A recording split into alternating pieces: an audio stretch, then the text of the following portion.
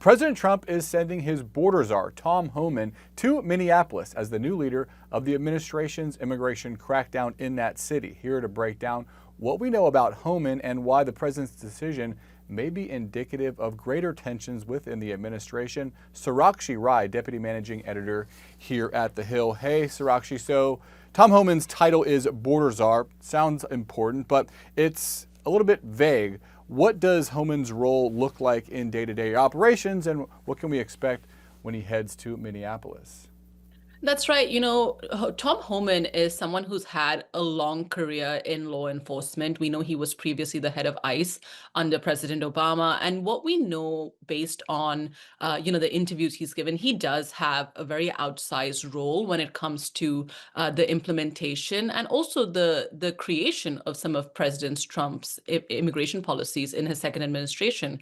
In his first administration, we know he was the person behind the idea of the separation of families at the border, and he stood by it. And this is something he had pitched to President Barack Obama's staff as well when he was in power. And so what we're seeing now is really the president is sending someone who has this history of law enforcement experience, who is experienced in how to deal with local law enforcement. And a lot of Republicans are cheering the move because they believe that Tom Homan could help bring the temperature down. He could help, organize some of the operations there and really, try and curtail it from expanding into a situation where there is more unrest on the streets right now, Drew.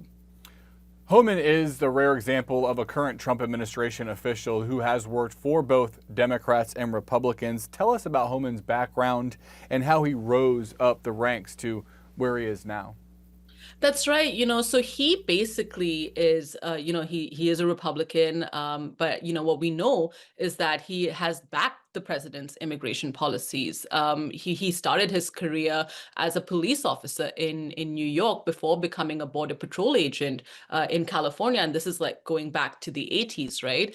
We also know that Tom Homan led the Immigration and Customs Enforcement Department, or ICE as it's known, during the Obama administration. He was also the acting director of ICE in Trump's first term, and he's also currently, at least in the second Trump administration, served as the public face and quite a vocal defender of the Trump administration's immigration policies. So really what we're seeing is that he has been the forward face for some of the president's immigration policies. And also, we know that the president sending Homan to Minnesota is also, maybe moving away from some of the heavy-handed, hard-lined tactics that have been employed by ICE agents before, especially since we're seeing that Greg Bovino is going to depart Minnesota. Yeah, so what do you think separates Homan from somebody like Bovino? What can we expect to be the difference now that it seems like this is going to be a role that Homan leads there on the ground?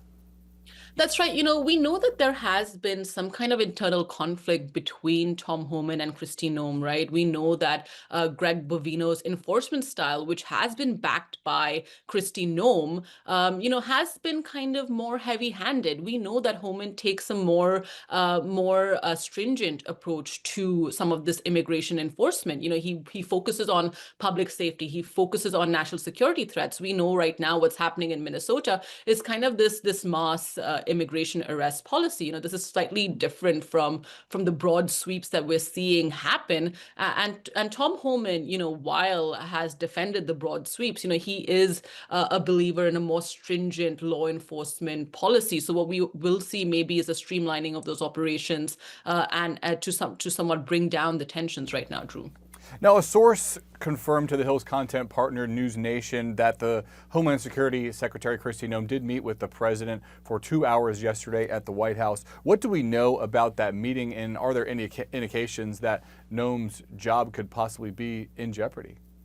There have been rumors for a few months that Kristi Noem's job might be on the chopping block. But so far, what we're hearing from the Trump administration and Press Secretary Caroline Leavitt in the briefing room so far has been that the Trump administration and the president is firmly standing behind and standing by Kristi Noem. They believe that, at least for now, she's doing her job, and they're standing by her and sticking with her. We also know that, at least in the second Trump administration, there's been very little movement among the cabinet, where we saw that upheaval in the first Trump administration with people coming and leaving their jobs. The second Trump administration, we haven't really seen that happen as such. We've only seen one change, which was after Signalgate, where Waltz was moved, from that national security advisor position and moved to be, the special advisor, and is now taking the lead on Ukraine and moved to be the U.S. ambassador to the UN.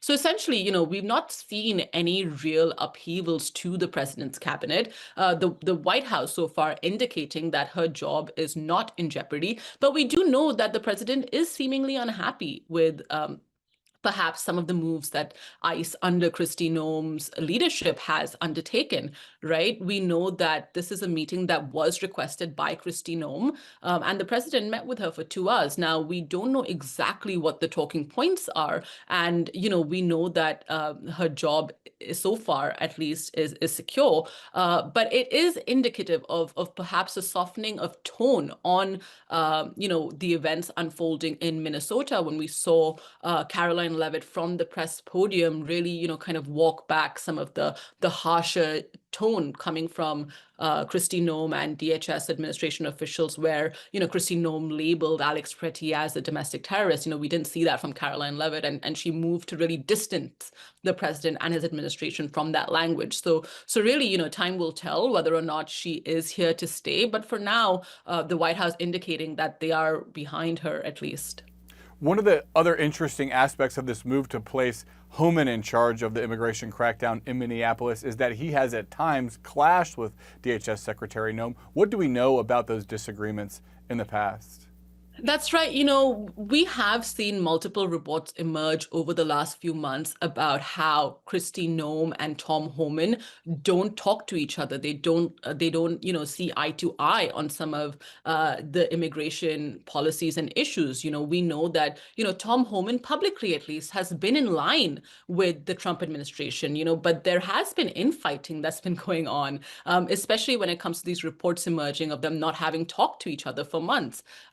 We also know that, Tom Homan will now be the main point of contact in Minneapolis, and Bovino has been moved, back to Central Command. So essentially, what we're seeing really is also the sidelining of Kristi Noem, because we heard from Caroline Leavitt, who said that Secretary Noem is also in charge of FEMA, and with this winter storm, she's now going to be kind of focusing on that, as thousands of Americans are currently impacted by this winter storm. So in a way, it does indicate a sidelining of Kristi Noem from what's happening in Minneapolis, with Tom Homan kind of moving into that. And these reports, obviously, not dying down about infighting between the two, given that these reports have been going on for months before this move even happened.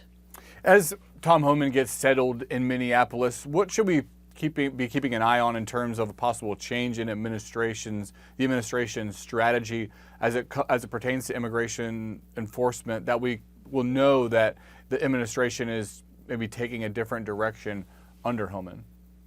That's right. What we will see is more calls, at least from Republicans, to have an independent investigation. We heard from DHS spokesperson Tricia McLaughlin today, who spoke to Fox News and basically said that they will have to see how this investigation kind of plays out to then have a stance on whether or not they know how to proceed. So what we are going to see perhaps is a recalibration of the impact of whatever happens, but also a recalibration of how immigration officials kind of go about their business in Minneapolis, because let's not forget, tensions are high. The protesters have been clashing with law enforcement officials. We know that local police and local law enforcement is also unhappy with the way ICE operations have been undertaken in their cities. So what we're going to see perhaps is more of a unified approach. Perhaps Tom Homan can get local law enforcement together with some of the DHS and ICE officials who are on the ground. But it's really a wait and watch to see what exactly happens and how Tom Homan is going to kind of lead this charge now, Drew. All right, we will leave it at that. Sarakshi Rai, thanks so much.